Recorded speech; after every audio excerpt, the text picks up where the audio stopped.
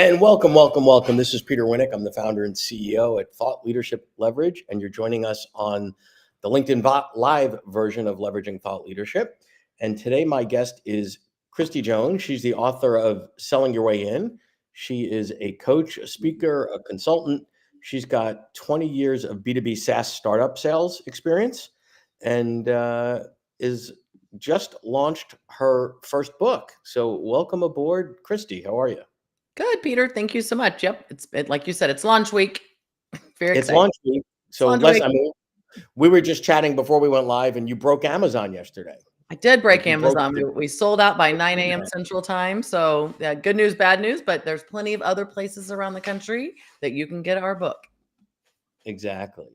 So you've got an interesting backstory and a niche in terms of the B2B SaaS sales. So it's not another sales book for everybody. It's not for everybody, right? So give me a sense of sort of how the idea came about and what your hopes are relative to what the book's going to do for you over the next year to 5. Yeah, sure. I actually started out I'd written a course. I produced a course on Udemy over the pandemic on prospecting fundamentals. And so my thought was, I'll just take that book or that course and make it into a book. And about 2 months in, I was working with a book coach here locally in St. Louis. Her name's Dixie Gillespie. And I told him, I need to take 30 days off. And she was like, okay. And so I came back 30 days later and I said, this book is boring. I don't want to write it. I'm bored. I'm bored writing it. But I want to write a book. So what should we do? So we brainstormed. And one of the things that I'd been seeing out in the marketplace, so to speak, working with the B2B SaaS companies was, we as a collective industry of B2B SaaS are missing targets big time, right? There's a couple of reasons for that. Quotas are a little bit outrageous and revenue targets as a result of a lot of these companies being VC backed. So I'm going to throw some shade at the VC community there first and foremost. But secondly, so the quota attainment was just a little bit ridiculously high. And I think as I was starting to really spend time with companies and talk to sales professionals and work with them in a coaching capacity, I realized that a lot of sales professionals have put themselves in the wrong sales role, selling the wrong thing into the wrong industry, working for the wrong company, and ultimately the wrong sales leaders. And I believe that a lot of the reasons why quota attainment is being missed outside of some of the unrealism that's going on is that people don't really sales professionals don't understand their sales superpower. They don't know how to identify it. They don't know how to leverage it to make it work for them. And as a result, they're not selling the right thing for themselves in order to, maximize their income and own their life, as I say. So I decided because, most of what we see and read about on the enterprise sales, forget just B2B SaaS, but more broadly speaking, enterprise sales is all about the technology, right? Yep. It's Salesforce, it's Gong, it's data, it's predictive analytics, on and on and on and on and on. And we're not seeing a lot coming out into the marketplace about, okay, well, what about the human side here, right? So if the technology did everything, then we don't need salespeople. That's called being marketed and it goes into a shopping cart, click next, take out your Amex. That's not how it works in B2B SaaS, right? Or enterprise sales, et cetera. So it sounds like that's more of your focus, is really getting back to what do you need to do as an individual contributor on the sales side to get your job done. Yeah, you've been eavesdropping, Peter, on my back stage rants over here. We have leaned way too heavily into the science of sales, and as a result, I believe the art of sales is going to become extinct if we don't stop the madness right now. So yes, I'm looking the top 10 percenters, as I call them. They're doing personal and professional development all the time.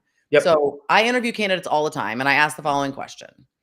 So tell me what professional sales training that you've been provided by past employers. Right. And 60+% of the time I hear I haven't been. Nothing has been done. I've got product training. I know how to use, again, like you said, I know how to use the tool, the sales, the cool kid tech stack, as I call it. Yep. I know how to do all that, but no, I haven't really provided what I call sales soft skills training. Right. So my follow-up question to that is, so what have you done for yourself? Right. Even though your company sucks, that doesn't exempt you from getting trained. Well, what's amazing about that is in most functions, you could see somebody justify somebody, you could justify somebody saying, well, if they don't, provide it for me, what do I care? Right? If I'm a ops person, supply chain, most other professions. In sales, let's be honest, a big chunk of your comp is variable. So why would you not Right. be? It's insane. But the Right. percentage of individual contributors that forget money. I mean, money is a small piece of it, but there's plenty of stuff out there for free, time, energy, effort, etc. I bet if you even ask those same people, what were the last 5 books you read on sales methodology, negotiations? Do they have a growth mindset? Is what you're asking. Are you That's correct. committed to continual learning and development? And if you're not, you shouldn't be in sales. You shouldn't be in most.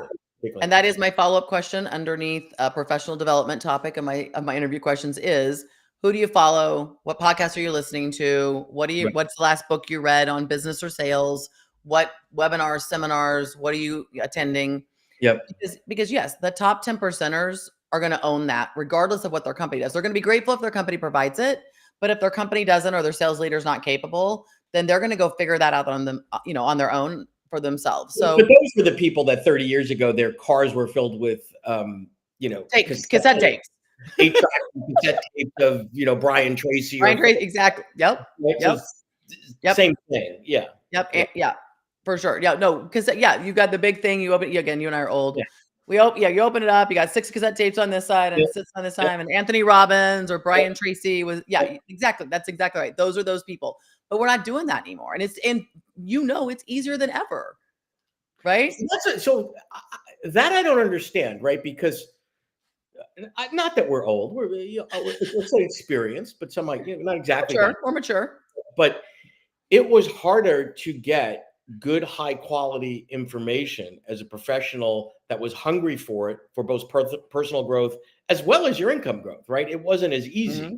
Now between your phone and this, like I can get anything I want anytime I want 24/7, but I'm not doing it. Like what? Like what's up with that? So give me a sense of. If it's not the 10% probably doesn't need you because the incremental improvement you're going to get probably doesn't justify the expense. Who's typically hiring you and what does an intervention look like?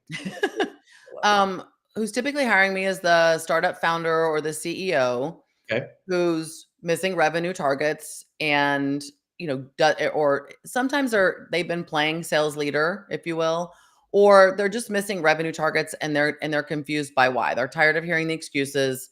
They're hearing the same thing all the time. Nothing's changing. And so I come in and look under the hood. Like, it's a paid evaluation, right? I come in and I look at 3 things: people, process, and tools, right? I'm going to interview all of your people, including marketing. I'm going to look at your processes and look at your tools and try to figure out where the brokenness is. Well, that's classic consulting, right? But what's interesting about what you said is they're missing revenue targets. So if you're the founder of a VC-backed entity and you're missing revenue targets, you feel the noose tightening. You got big problems. Yeah, you got big problems. You don't get to do that multiple times in a row and still keep your job. You might have keep your shares, whatever, but you will soon be an alum, right? That's correct. How come they're not?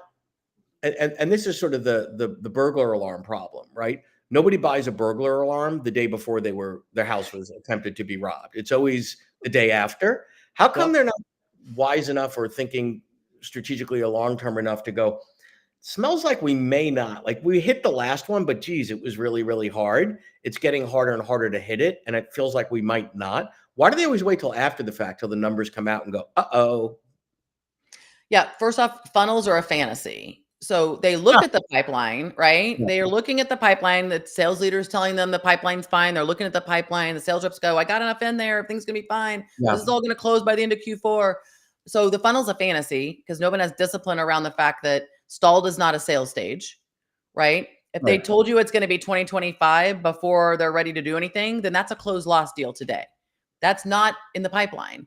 But we've got so much garbage in the pipeline that, again, and everybody loves to wear their rose-colored glasses, right? They look very fashionable. So, the river denial I hear is very warm and smooth, and rose-colored glasses are very fashionable. So, because again, they don't have the discipline to go in and say, hey, I've seen, this is what I do. The first thing I do when I go in there to do the look under the hood thing is I need access to your CRM system, as a super admin. And I go and I pull the rep and I go, hey, I don't see you have had no 2-way communication with your main contact for 6 weeks. What's going on?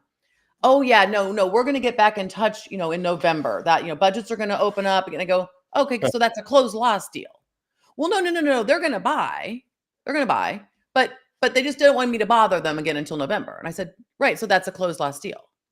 And then if you can reinvigorate that or get the ball to start moving again in November, good for you, and you can put it back in as a new deal.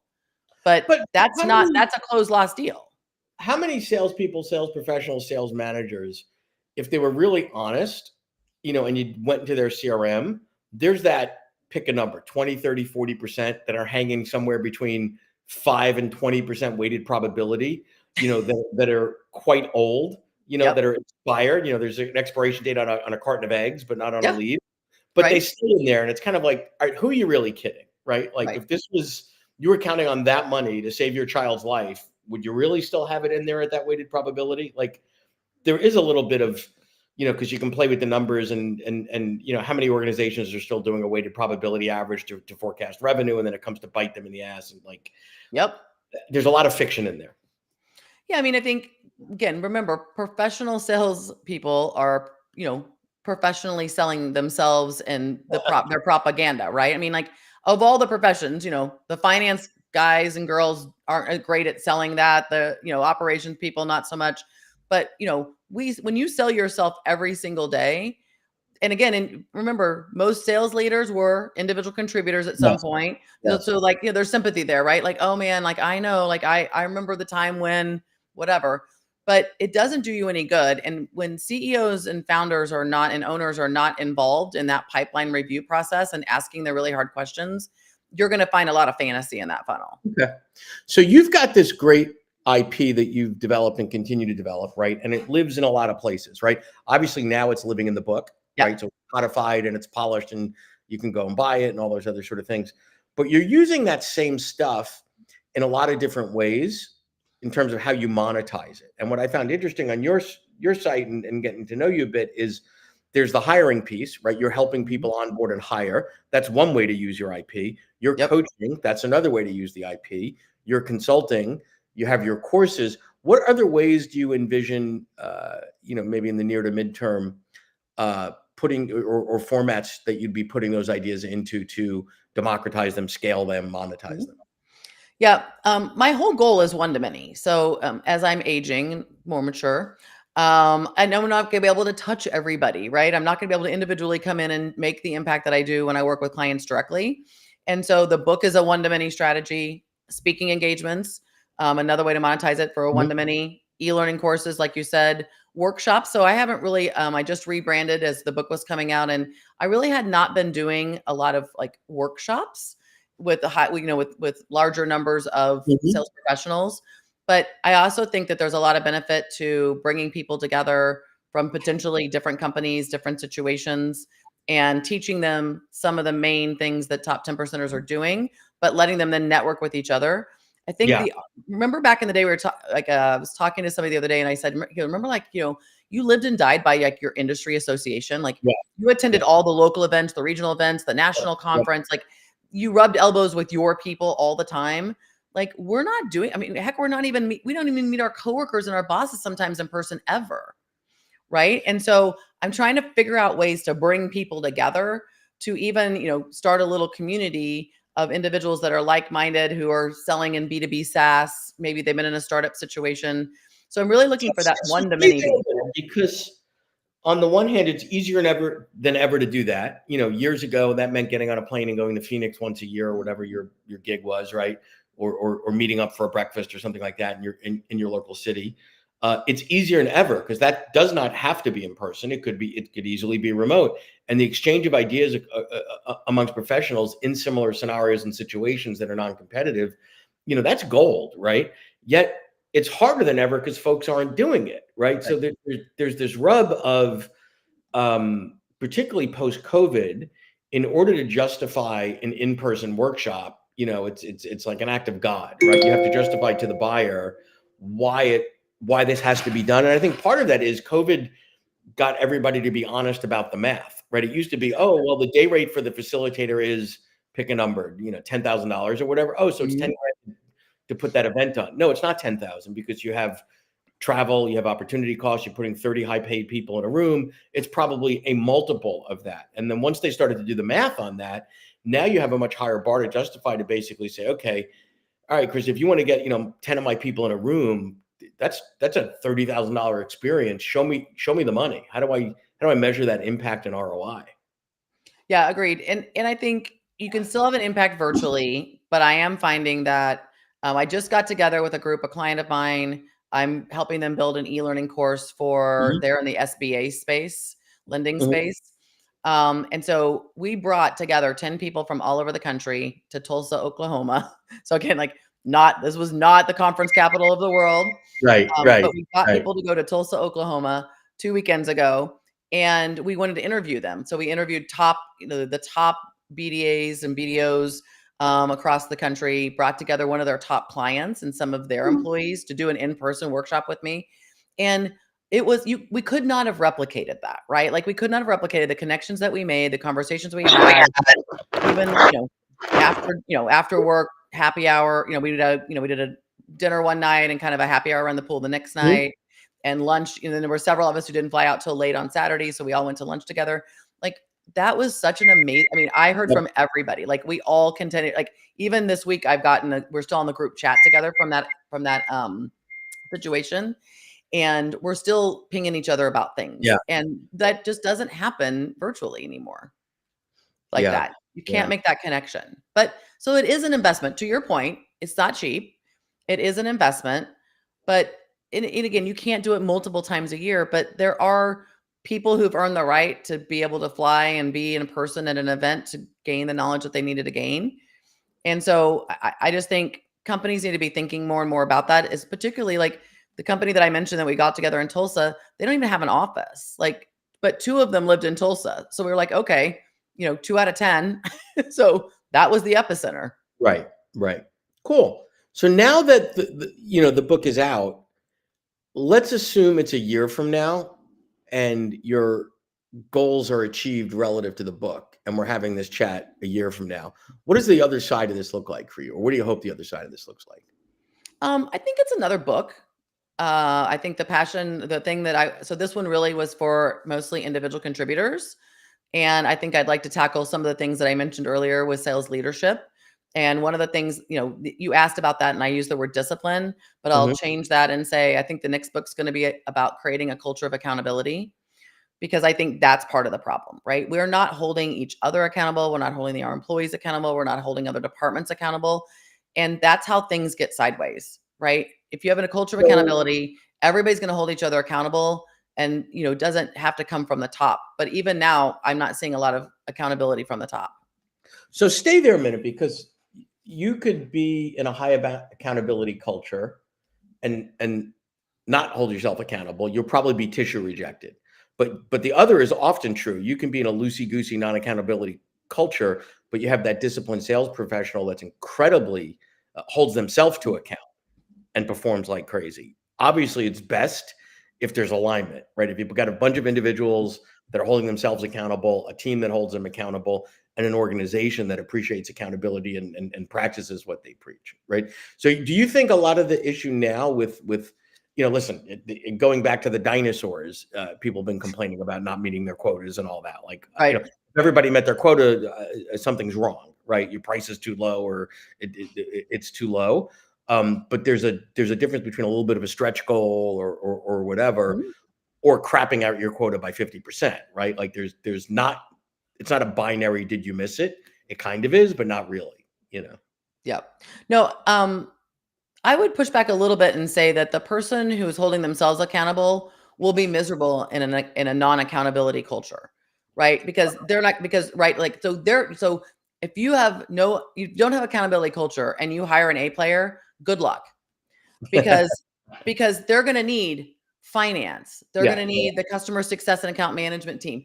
They're going to need other teams in order to hit their quota, who then they won't be able to get, who won't do what they say they're going to do when they say they're going to do it. They got to track them down. Those kind of people will be gone. They'll be out of your organization because they're like, hey, I don't have time. That's the tissue reject piece, right? So an organization could reject an individual, but an individual could look around and go, I'm hanging out with a bunch of losers. I don't want to be here. This isn't for me, right? That's right. Well, I get that. Because the high performers, like you were talking about the top 10%, they should be treated as volunteers because they can go get another gig somewhere else, right? That's They're right.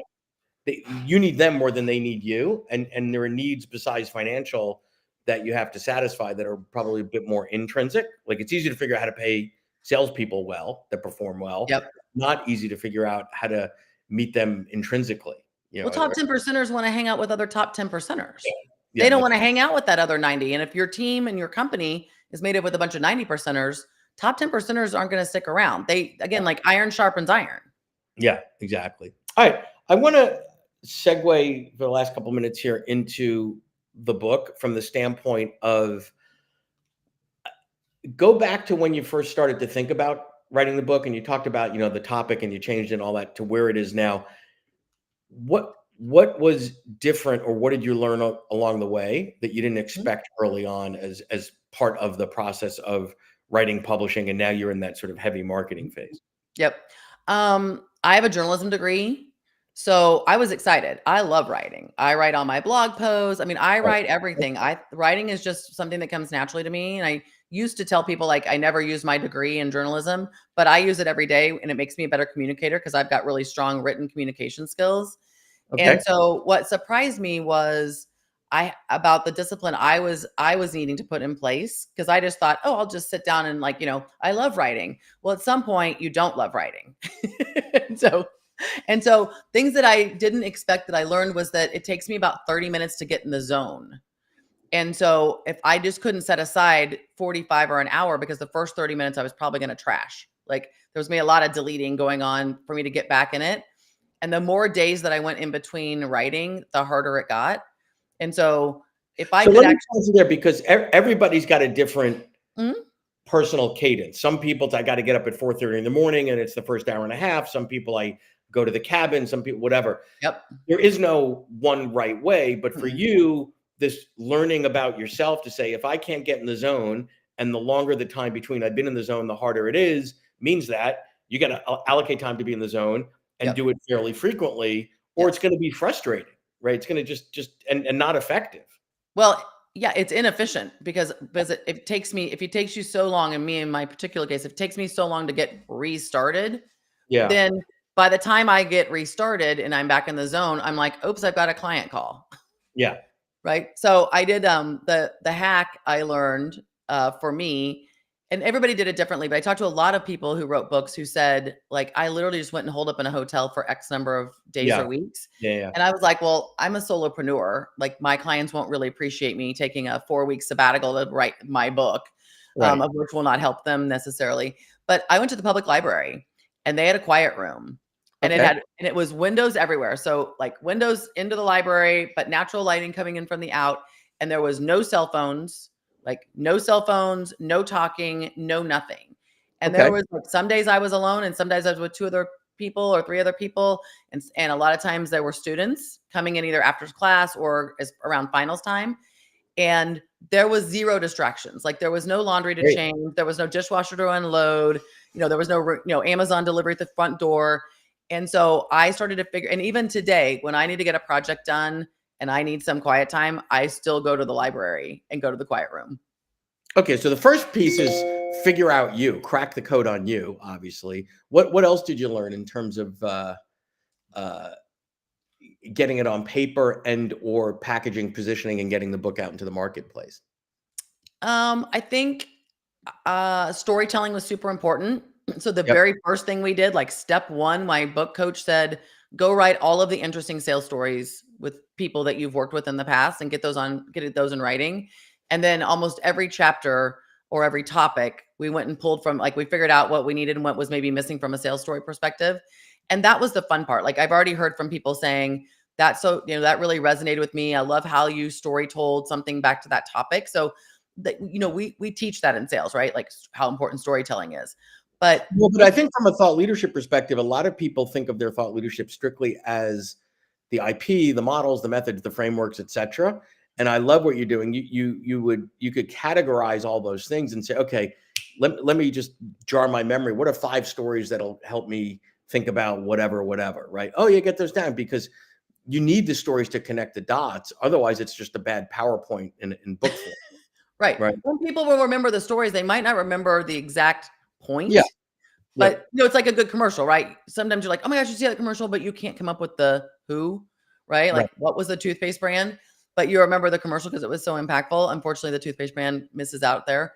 But yeah, I think that was the other thing. And then as we got to the packaging part, I really struggled with actually some interesting things. I struggled with the front cover because Okay. that seemed like, I went through several design revisions, if you will, and till I had my mentor, Mike Weinberg, who wrote the forward for my Yep. book, told me how important it was. He said, if you don't like it, you will never like it. It will never grow on you. And so Mhm. I pushed back hard on the publisher. Like I made them go through multiple revisions, multiple color, choices, those type of things until I got something that I felt good about. Mhm. Because I remember him saying with that, like, you will live with, like, you're never going to change the cover. You'll never change it. Like, if you hate it today, you will always hate it. And so, like, don't hate it.